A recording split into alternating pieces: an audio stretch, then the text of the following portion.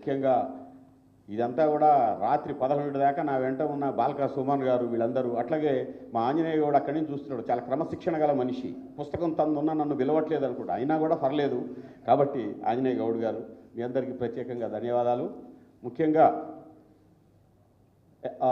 ఆర్థికవేత్త ఆర్థిక అంశాలపైన నిజంగా చాలా బాగా ఈ మధ్యకాలంలో నమస్తే తెలంగాణలో అన్ని దినపత్రికల్లో రాస్తున్నారు.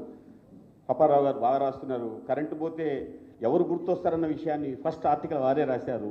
పాపారావు గారు క్లుప్తంగా స్పందించవలసిందిగా కోరుతున్నాను.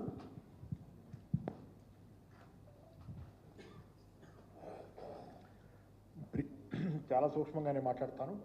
ఒకటి, నాకు అర్థమైనంతలో కేసీఆర్ గారి గురించి, కేసీఆర్ గారి మేజర్ కంట్రిబ్యూషను ఒక పోరాట రూపాన్ని ఇచ్చాడు.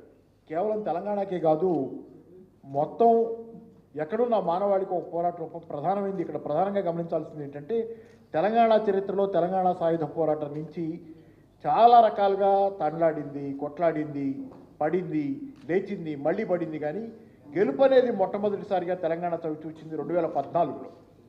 తెలంగాణ వచ్చినప్పుడు మొట్టమొదటిసారిగా ఆథెంటిక్గా గెలుపుని చవి చూసింది తెలంగాణ. ఇది ఎందుకంటే తెలంగాణ సాయుధ పోరాట కాలం నుంచి తెలంగాణ ప్రజలు కానీ తెలంగాణ సిస్టమ్ కానీ ఎలా పోరాడాలనే దాని మీద ఒక అవగాహన కోసం తపన పడ్డటువంటి దారి కోసం తపన పడ్డట్టు తీరు ఉంది. నాకు గుర్తు, కేసీఆర్ గారు తన దగ్గరికి వచ్చిన రైతుల కోసం ఆ రోజు అసెంబ్లీ ఎన్నికలకు ముందు తన దగ్గరకు వచ్చిన రైతు నాయకులతో మాట్లాడతాయని చెప్పింది ఏంటంటే, మీరు అధికారం తీసుకోవడానికి, అధికారం కోసం అధికార స్థానాల్లో కూర్చోవడానికి సిగ్గుపడకూడదు, వెనకాడకూడదు. మీకు అధికారం కావాలి, మీరు రోడ్ల మీద పోరాడుతున్నారు, కానీ అధికారం తీసుకోకుండా మీరు పోరాటాన్ని సంపూర్ణం చేయలేరు.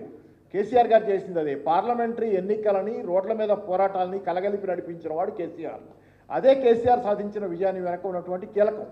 పార్లమెంటరీ పోరాటాన్ని ఉద్యమాలతో, రోడ్ల మీద ఉద్యమాలతో కలగలపడం, ఈ సూక్ష్మాన్ని గ్రహించడం ప్రధానమైందనేది కేసీఆర్ గారు మేజర్ కంట్రిబ్యూషన్.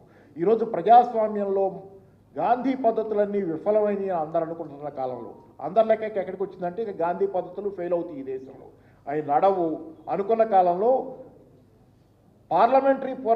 పార్లమెంటరీ పంధాన్ని ప్రజా ఉద్యమాలతో కలపడం ఎలాగో నేర్పిన వాడు కేసీఆర్ ఫస్ట్ టైం.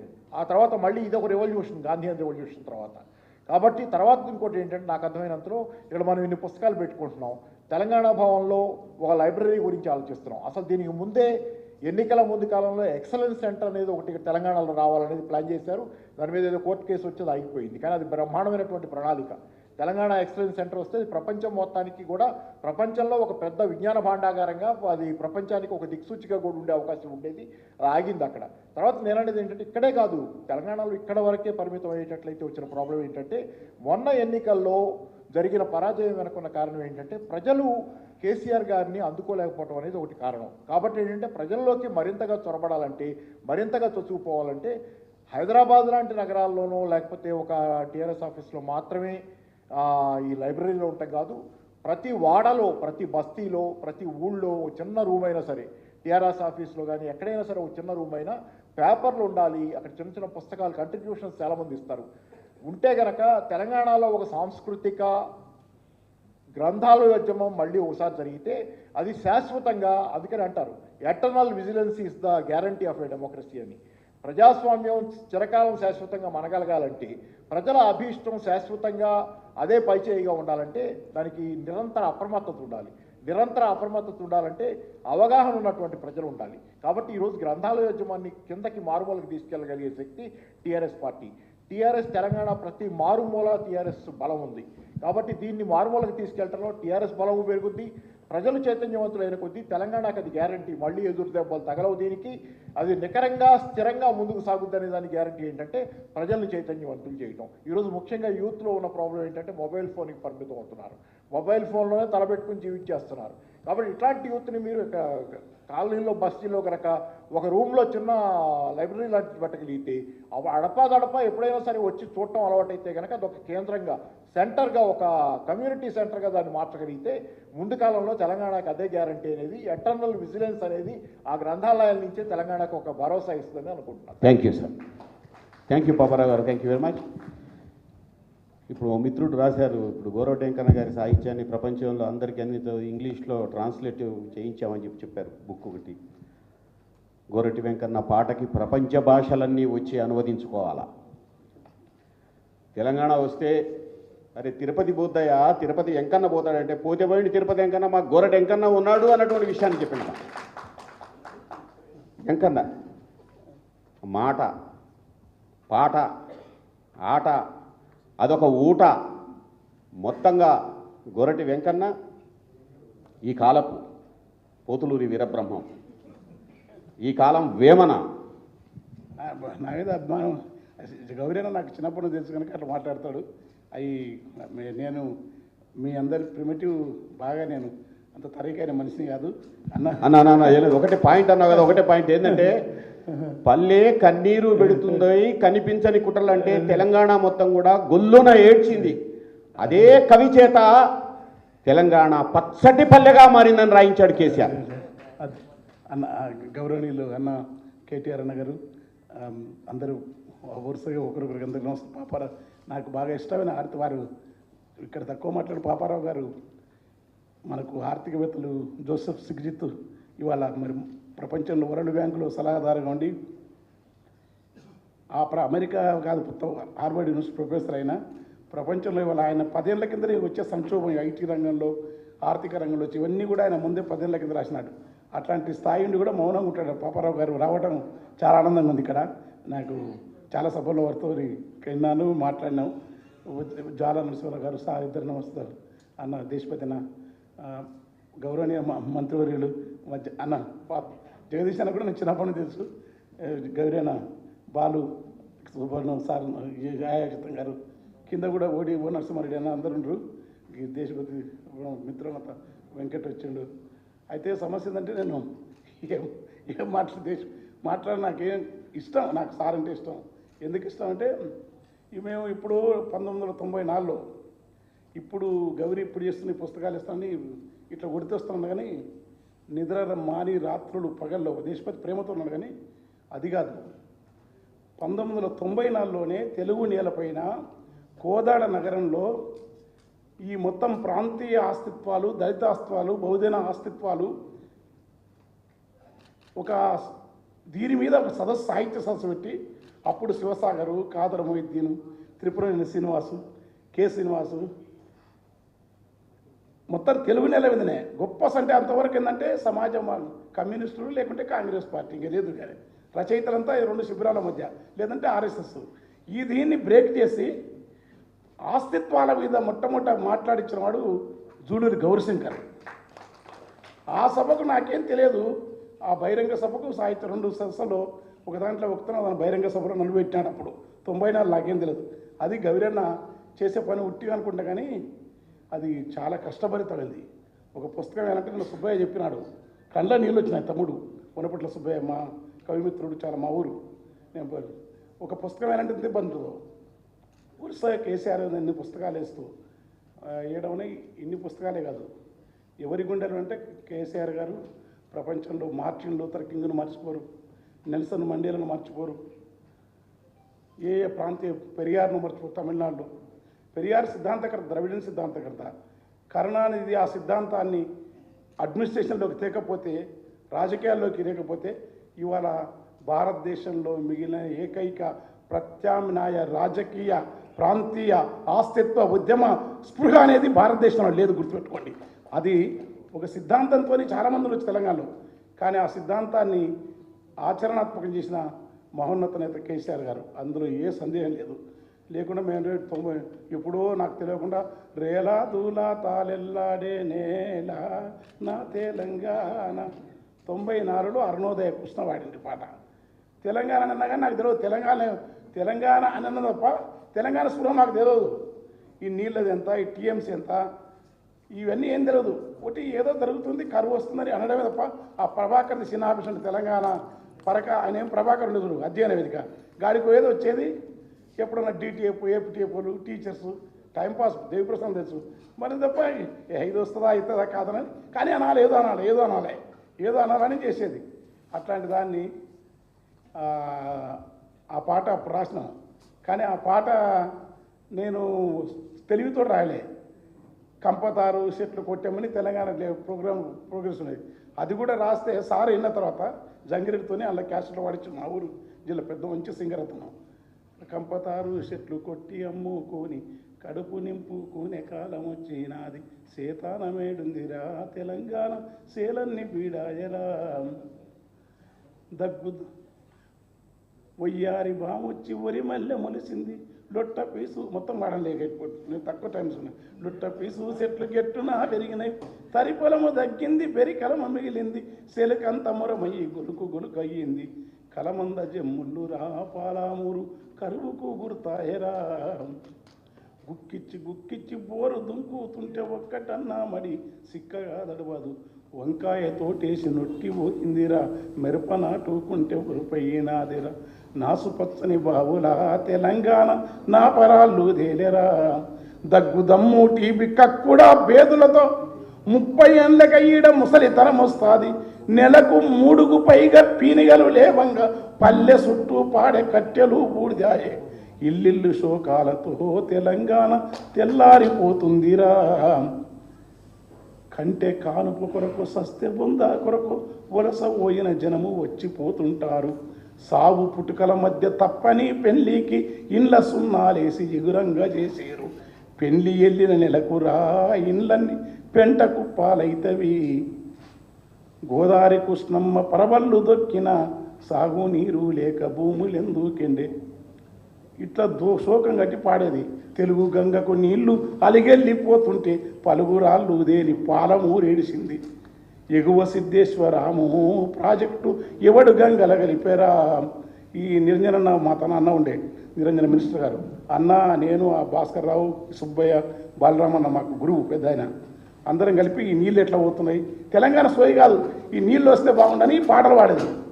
ఆ పాటల నుంచి ఉద్యమం అంతా మీకు చెప్పొద్దు, మనకు చెప్పే స్థాయి కాదు. నాకేందంటే సార్ రాకపోతే జనసభ అని ఏడ పడితే దుంకేది పాడేది, బాధ దొరకపోయేది, అన్న నా దావకు వస్తావు మీటింగే నేను రాకపోయేది కాదన్నా, ఆడన్నీ మంచిగా ఉంటాయి అనేది, అరే చూస్తావు తెలంగాణ వస్తుంది కాదు ఆడవన్నీ బాగుంటావు అనేది, బాగుంటే వస్తావు అదంతా ఇంకేంది బాగుంటే నిజంగానే బాగుండేది. ఓ మనోడు నాటుకోడి గిట్టుకోడి దుమ్ము మసాలా అసలు నేను ఎక్కడి నుంచి 300 కిలోమీటర్లు ఆడిపోతే అలసిపోయి ఉండేది. ఒక్కసారి శక్తికి దివ్యత్వం ఏం రావాలంత ఇస్తుండే, ఆ దివ్యత్వంతో ఇంకా వేసుకోగలిగాము దెబ్బకు సంచి ఎగురుడు పాడు దుంకుడు ఆడ దుంకుడు, ఓ పాట కాదు ఒకటి పాట 2 పాటలు కాదు, తల్లి తెలంగాణ ఆ పాట నీ పాటలు. నేను ఎప్పుడో కరెంటు మీద రాసిన, ఆ కరెంటు కోత వద్దు వద్దంటే ఫ్యాను జిద్దు మీద పెట్టినావు, నీవు ఫ్యాన్ పెట్టగానే పెళ్ళము అని కొట్లాడుతుంది. నేను మర్చిపోయినా, అది చాలా రికార్డులో ఉంది, కానీ ఫ్యాన్ బంద్ చేసి ఫ్యాన్ బంద్ పెడితేనే అంటే ఇద్దరి మధ్యలో సమాధానం. అసలు ఆ పాట ఎక్కడ దొరికించుకున్నాడు, అది పెట్టి వేస్తే ఎక్కడిది రా ఈ పాట, నేనే ఏముంది రా ఈ పాట, నేను రాసిన గారి పాట ఇదేనా అన్ని మొత్తం ఒక్క పాట కాదు, అన్ని వరుస పిల్లలు వాడు నాగరాజు వీళ్ళు చేస్తుంటే ఇవన్నీ మేము తెలంగాణ దుమ్దంలో సారు వదంతులు వచ్చి అట్లాంటి పాటల నుంచి ఒకేసారి తెలంగాణ ప్రకటిస్తారు. ఎందుకు చెప్తున్నానంటే తెలంగాణ ప్రకటించే వరకు వచ్చే వరకు ఆశ్చర్య, రాములోరి సీతమ్మోరి రామయ్య ఎదపైన దిగులు బండ సరిగి బాధ తొలిగెను, ఎండిన చెరువు నిండి అనువు ఎట్లొచ్చేది అనంటే అది ఆ బండను తొలగించిన కేసీఆర్ గారు. ఊరికే మాట్లాడతాం కానీ ఈ ఉద్యమాలు పిడికిళ్ళు బాగుంటాయి. నేను కామ్రేడ్ ఆయన పాపారావు గారు వెళ్ళిపోయినట్టు, కానీ నేను కూడా అట్లా చూస్తున్నాను. కానీ మనం కొట్లాడితే ఏం చేస్తారంటే అది పెట్టి ఎన్కౌంటర్లు జైలు వేస్తారు. చాలామంది కళాకారులు పోగొట్టుకున్నాం మనం, తెలంగాణ జనసభలు కానీ అరుణోదయులు. కానీ ఈ ప్రజాస్వామ్య ప్రక్రియను అర్థం చేసింది సమాజానికి, అది పెద్ద ఓపికతో ఉండే పని. ప్రజలను కలిసి వెంకట్ ఎంత కష్టం ఉంటుందో తెలుసు మీకు. అక్కడి నుంచి చేసి తెలంగాణ వచ్చిన తర్వాత వారి ఆ దీక్షా దివస్ అప్పుడు సార్ అట్లా ఉండకపోతే ఊరికే మాట్లాడేముంది, నోరుకు 4 నరన ఎంతైనా వేసుకోవచ్చు, మనుషులు మాట్లాడతారు.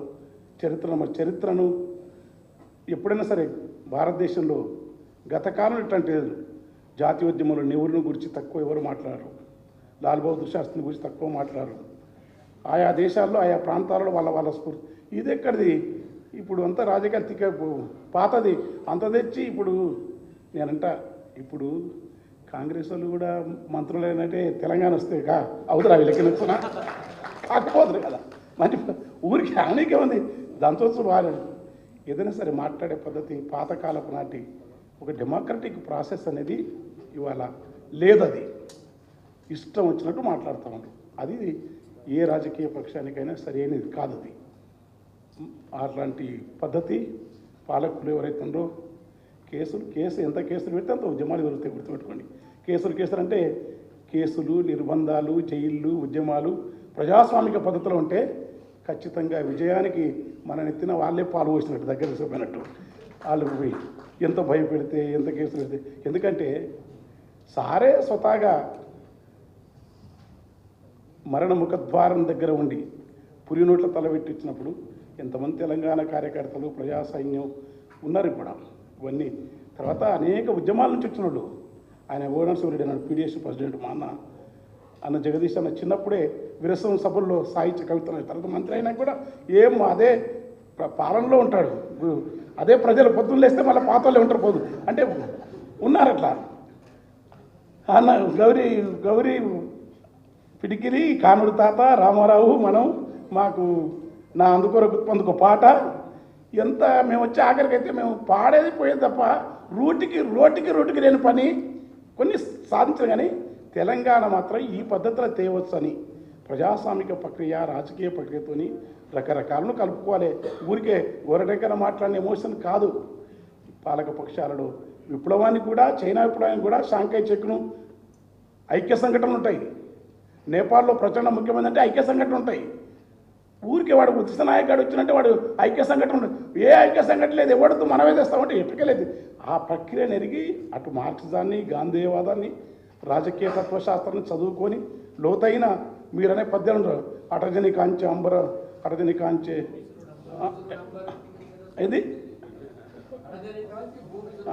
అటజని కాంచె భూమిశ్రుడు అంబర చుంబి శిరస్సర్జరి పటల ముహురు మూనట తభంగ తరంగ మృదంగ నిస్వర సుటరాను రూప పరిపుల్ల కలాపి జాలమును కట తిరత్కరేడు కరకంపిత సాలం అట్లక్కడి నుంచి శీతశైలం, ఆ శీతశైలం అక్కడ హిమాలయ పర్వతానికి మన ఊళ్ళకు నీళ్ళు వచ్చినాయి. అక్కడి నుంచి ఉన్న ఉద్యమం నీళ్ళు వచ్చినాయి, చెల్లు నిన్నాయి, చేపలు వచ్చినాయి, బతుకులు వచ్చినాయి. అప్పుడు బాబెంటోడు ఒక 10 పాటలు రాయించిన అతని. వీరాది వీరుడు అతడు, విజయానికి బావుట అతడు. ఒక్కటి కాదు, నేను అసలు ఎల్ల పేరు ఉండదు కానీ అసలు నేను చూస్తాను ఎట్లా రాసిన పాట నేను ఉట్టే రాయమంటే ఆయన. వీరాది వీరుడు అతడు, విజయానికి భావిట అతడు, ఆవేశం విల్లంబతడు, ఆలోచన శిఖరంబతడు, జనహిత రాసిన. అతడే లేకుంటే తెలంగాణ ఎట్టుంటుండే. ఆ సాగరు వెంకటరాజు. నేను వరుసగా అక్కడి నుంచి రాయడానికి కారణం ఏంటంటే జగదీష్ అన్నైతే ఒక 20 పాటలు 30 పాటలు రాయించిన, అది రిస్కార్డ్ చేసిన, బయటికి రాలేదు ఎందుకో. అది చేసిండ్రు. అది అన్న సూర్యాపేట మారిన తర్వాత ఆ సూర్యాపేట తొలితే ఎట్లుండేది, ఎట్లా వస్తుండేది, ఎట్లా దాడి ఉండేది భయపెట్టి నాకు ఆ ఊరు బాగా తెలుసు. ఎందుకంటే మళ్ళీ స్వరాజ్యం గారు 84 బిఎన్ ఎలక్షన్కి తిరుగుతున్నారు. అందులో దోస్తులు కూడా బాగా వాడి వీడంతా ఆ ఊరు ఎట్లా మారింది, ఆ కట్ట ఎట్లున్నది, రకరకాలుగా కాకి బస్తాయి. మంచినీళ్ళు మూసి వాటర్ తాగేది, కళ్ళాత కూడా కళ్ళు దరిద్రం వాంతికి అవుతాడా. అటువంటి ఊరును మార్చి మంచినీళ్ళు వచ్చినాయి. అది ఏది కట్ట మీద శ్మశానం, రాజమండ్రిలో ఎక్కడో సన్నిధానం ఉంటుంది, శ్మశానం అట్లాంటివి చేసి ఒక్కొక్క ఊర్లో సూర్యాపేట కాదు, సిద్దిపేట అయితే ఇప్పుడు ప్రతి ఊరు సిద్ధిస్తారు. ఇన్ని మారినాక ఏమైందంటే ఏవో రాజకీయాలు నాకు తెలియదు కానీ లోపల మనకే ఓనుకొని పోటీతోని కొంచెం పోయినాయి. అది ఏం కాదు. మళ్ళా ఇది మనకు పెద్ద గుణపాఠం. పడిపోవడం అనేది చాలా వరం, గుర్తుపెట్టుకోండి. ఓటమి కాదు మనకి. ఇది కంపల్సరీ గొప్ప ప్రజల్లోకి వెళ్ళిపోతారు. ఉద్యమాలు చేసిన పడింది. మేమంతా ఏదైతే కవిత్వంలో, సాహిత్యంలో, ఊహల్లో ఉంటామో దాన్ని ఆచరణాత్మకం చేస్తున్న టీఆర్ఎస్ కార్యకర్తలు, దానికి నాయకత్వం వస్తున్న కేసీఆర్ అన్న, హరీష్ అన్న, కేసీఆర్ గారు, ఇప్పుడు మా సాహిత్య రంగానికి పెద్ద అయిన మన గౌరీశంకర్, అది అన్న జగదీష్ అన్న, మా నిరంజన్ అన్న, అందరూ మీరు పనిచేయండి. భరతన్న ఎక్కడ కనపడతలేడు, మేము మీ వెంట ఉంటాం. ఈ పుస్తకాలు సారు పెడుతూ ఎన్ని రాసినా తక్కువనే. అన్నమాచార్య 30,000 సంకీర్తనలు రాసింది కదా వెంకటేశ్వర. తెలంగాణ మీరన్నా అనుకున్నా రేపు వీళ్ళే లోపల అన్నం తింటున్న ప్రతి ముద్ద మీద కేసీఆర్ సంతకం ఉంటుంది. ఎందుకంటే మేము వేసేది భూమి మా ఊరు భూములు గౌరారం భూములు అంటే మా ఊర్లో ఫేమస్ భూములు ఆ దినంలోనే ఇప్పుడు భూమి వచ్చింది గీమ్ వచ్చింది కాదు. మా ఊళ్ళో భూమి దొరకాలంటే వరద వెంకట తెలకపల్లి వెళ్ళే రిపోర్టర్ ఉండే తమ్ముడు అడిగి ఇంతుండే భూమి గౌరారం దొరకాలంటే కష్టం అప్పుడు ఆ దినంలో. అటువంటి భూములు అట్లా పంట అంతా ఈ జడ్చల్ల మార్కెట్లో మా ఊరి పల్లె అంటే ఫేమస్. ఎవడు అర్ధెకర సాగుండేది నీళ్ళు ఉంటే, కానీ ఎండిపోయి కరువై ఘోరాతి ఘోరంగా ఉండే. అలాంటిది ఇప్పుడు మళ్ళా నీళ్ళు వస్తే గౌరారం లేవనంటే ఇప్పుడు కాదు మన మొత్తం ఇండ్లు ఏమొస్తున్నాయి, ఏం చేయాలి ఎక్కడ నీళ్ళు ఎండిపోయిన భూములకు ఇండ్లు లేకం వచ్చినంత నీళ్ళు వచ్చినాయి, ఊహించనంత నీళ్ళు. అట్లా నీళ్లు గొర్రెల పత్రిక ఎవరికి తక్కువైంది, గొర్రెలు గుర్లిచ్చులు చేపలు బైకు బాగా నాకు అనిపిస్తుంది బాగా తీసుకున్నాక ఏమన్నా మందికి ఇప్పుడు. ఎందుకంటే కొంచెం తక్కువ ఇస్తే మంచిగా ఇప్పుడు అంటారు ఇప్పుడు ఎండుతుంది కదా అబ్బాయి బాగు అరే బైకు అది ఇది కలకల నేను ఊరికొతే ఎవ్వరు చూడు నమ్ముతున్నాము పని అంటే ఎట్లా చెప్తే ఉంటాడే అమ్మో వీళ్ళేదో టీఆర్ఎస్ లేకున్నా ఈ ఎమ్మెల్సీ లేకున్నా నేను ఉన్నట్లే మాట్లాడతా వీళ్ళు. అది జరిగింది, చరిత్రను చూడండి. మీరు చూస్తే మీరు కూడా వేయండి, మిమ్మల్ని ప్రజలు మెచ్చుకుంటాం. అది చేయకుండా ఉన్నదాన్ని పాడు చేస్తాం, కొట్లాడతాం, భయపెడతాం. ఈ భయాలు గీయాలన్నీ చాలా అల్పమైన విషయాలు మానవ సమాజంలో. ప్రజలను, చరిత్రను, ఉద్యమ వారసత్వాన్ని గొప్ప మేధావి సారు చదువుకు ఆయన కూర్చుని దేశపతి గారు టీరీ పడక నేను లేకుంటే నేనేమో దంచం అంటే మళ్ళీ చరివిత చరణం అయితే కానీ సార్ చదువుకున్నాడు, చాలా స్పష్టత ఉంటుంది సార్కు ఊరికి. ఎందుకంటే బాలకృష్ణ నాకు పిల్లగాడు మా బాలమల్లేశ్ అన్న చెప్తారు, గాదరి బాలమల్లేశ్ అన్న సార్ చెప్పినప్పుడు అట్టర్లు ఏడ్చినాం మేము. అంటే ఆయన చిన్న ఉద్యమ తెలంగాణ ఎమ్మెల్యే ఉన్నప్పుడు కూడా ఒక్కోసారి ఈ జేబులు ఎన్ని ఉంటే అన్ని పైసలు అందరికి ఇస్తుంటే మళ్ళీ తర్వాత లేకు ఇవాళ ఉన్నాయంటే తర్వాత ఎవరు పెళ్ళి ఆగిందట ఒక దగ్గర. అంటే చరిత్రలో ఎందుకు రికార్డు అంటే కేసీఆర్ గారిది పెళ్ళి ఆగింది. వచ్చి ఒక ఎమ్మెల్యేతో ఎవరైనా కలుస్తారా, ఎమ్మెల్యేలు అంటే కలుస్తారు కానీ నా పెళ్ళి అయిపోయింది ఇట్లా అంటే ఏం కావాలంటే సైకిల్, అరే పోయి సైకిల్ తీసుకొచ్చి ఆ దినంలో అప్పుడప్పుడు సైకిల్ తెప్పించి లగ్నంలో పెళ్ళి అయింది, అక్షతలు అయిపోయినాయి దళిత జ్యోతి పథకాలు. అంటే తెలంగాణ ఉద్యమం ముఖ్యమంత్రి అయిన తర్వాత జయశంకర్ సార్ ఆయన ఇన్స్పిరేషన్తో మధ్యలో ఉద్యమాలు వచ్చినాయి. కానీ వెంకన్న చెప్పిన పద్ధతుల్లో ఇవాళ ఉన్న సామాజిక పరిస్థితులలో, ఇవాళ ఉన్న రాజ్యాంగ పరిమితుల్లో ఏ మార్గంలో పోతే తెలంగాణ వస్తుందో, వివిధ పాయలుగా విడిపోయిన తెలంగాణ ఉద్యమాన్ని ఒకచోటి తీసుకొచ్చి వివిధ రకాల వ్యతిరేక భావాలున్న, అంతకుముందు మనుషులు ఎదురుపడితేనే ఊరుకోరు కొట్టుకున్న చరిత్రలున్న వాళ్ళందరినీ కూడా ఐక్యం చేసి ఇగో ఈ పద్ధతిలోనైతేనే తెలంగాణ వస్తుంది అని చెప్పించి వాళ్ళందరినీ ఒప్పించి తెలంగాణ రాష్ట్రాన్ని సాధించిన విషయంలో ఒకటి కాదు, 100 కాదు, 1000 పుస్తకాలు రావాల్సిన అవసరం ఉంది, 1000 పాటల రూపంలో రావాల్సిన అవసరం ఉంది, కథల రూపంలో రావాల్సిన అవసరం ఉంది. ప్రతి సంవత్సరం ఒక చరిత్ర. ఉద్యమాన్ని పక్కదారి పట్టించడానికి శత్రువులు చేసిన ప్రయత్నం, అంతర్గత శత్రువుల తోడ్పాటు, ఇంటి దొంగల మోసాలు, కుట్రలు, అన్నిటి నుంచి ప్రతిదానికి ఒక చరిత్ర, ప్రతిదానికి ఒక పుస్తకమే. ఒక మాటలు చెప్పాలంటే 14 సంవత్సరాల కేసీఆర్ పోరాటం ప్రతిరోజు ఒక పుస్తకమే, ప్రతిరోజు ఒక చరిత్ర. వాస్తవానికి మనందరి దృష్టిలో జూన్ 2 కావచ్చు తెలంగాణ ఏర్పాటు, కానీ కేసీఆర్ దృష్టిలో డిసెంబర్ 9 తెలంగాణ రాష్ట్రం ఏర్పాటు.